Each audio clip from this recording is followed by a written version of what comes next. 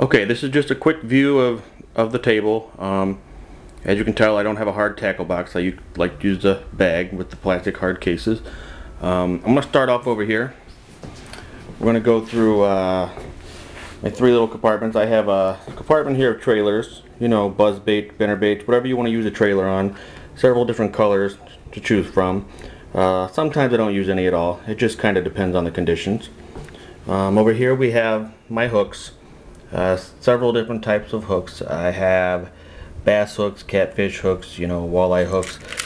These things here are eyes to my favorite lure, the banjo minnow, which I will show you how that works here in a few minutes. Here is a weedless hook to the banjo minnow.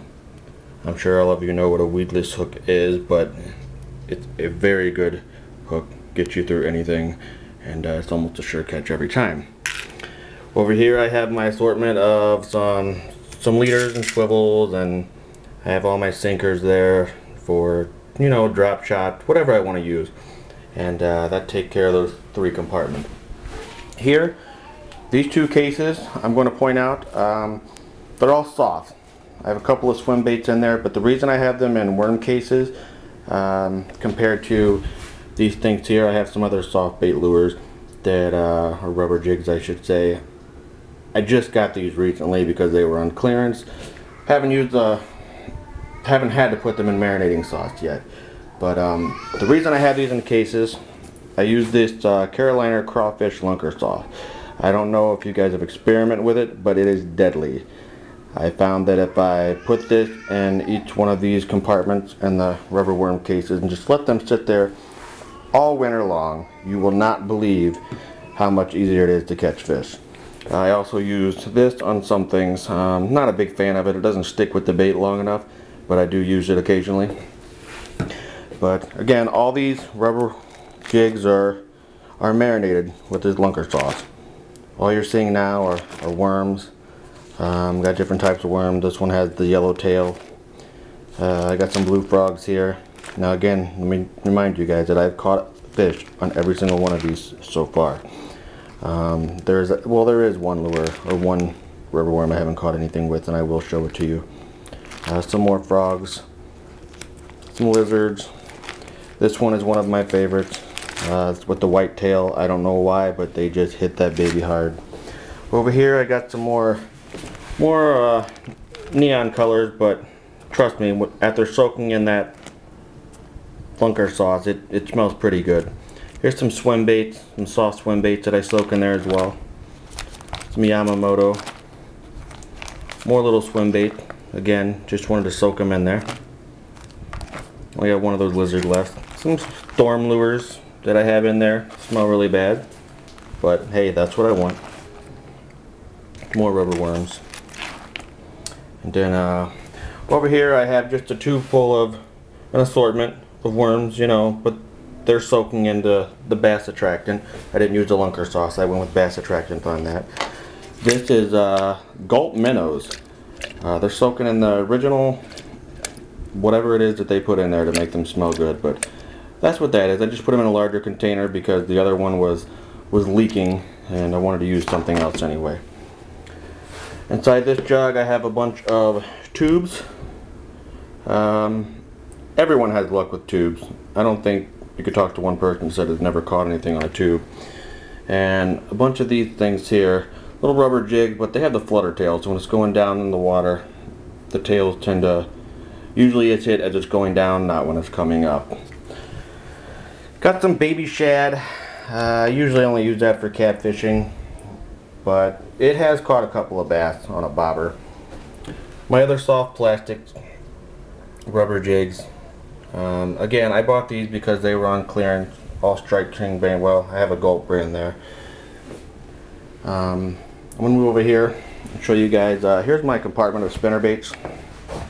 I don't know how many people use this thing, but I love it. It keeps them nice and tight in there, and zip it up, and I'm ready to go.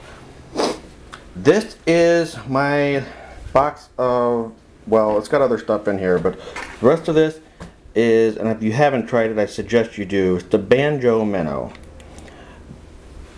All it is it's deadly. It's got the weedless hook on there. Here's the eyeballs I told you about. The eyeballs just slip in there, put the hook in, ready to go. This is my favorite color.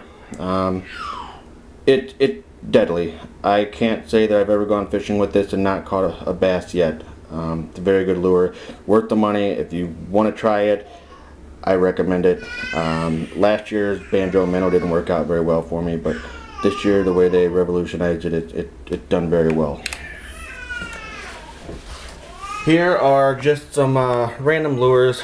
As you can see, I got the frog here. There's a popper, a couple of poppers. These are some chatterbait. Yes, I bought the chatterbait kit and built them.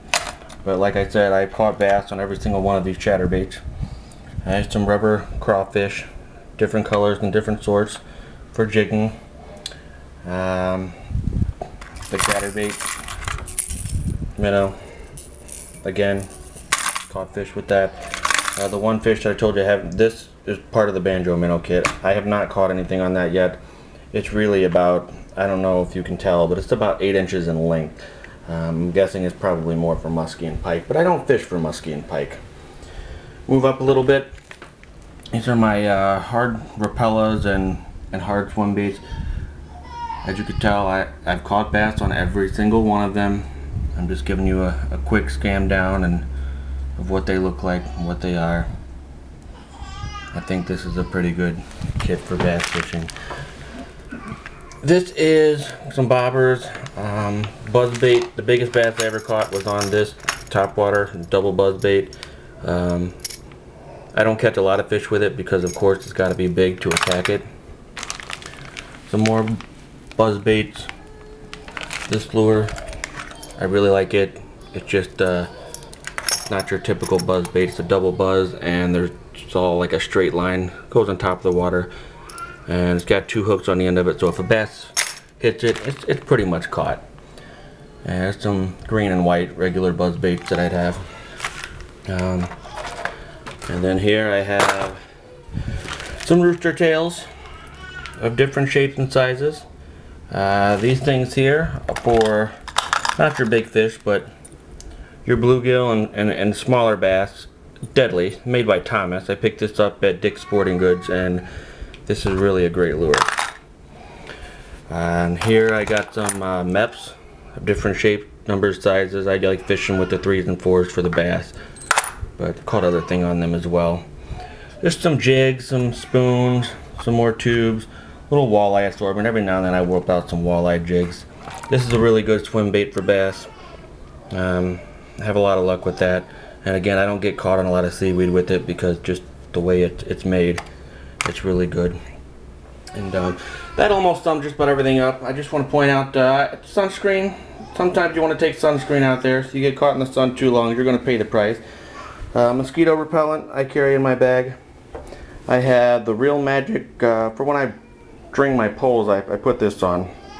I don't like backlashers and I use bait casters. This really helps out with the bait casting poles. Some hand sanitizer, scale. A lot of people have a little scale. Got your pliers, your pocket knife, and of course your toenail clippers, but I don't know how many people want to clip their toenails on the boat. And that's really about it. So I'm going to get off here for now, and I'm going to pack all this stuff up, put it in my bag, and go out to the water and see what kind of luck I have today.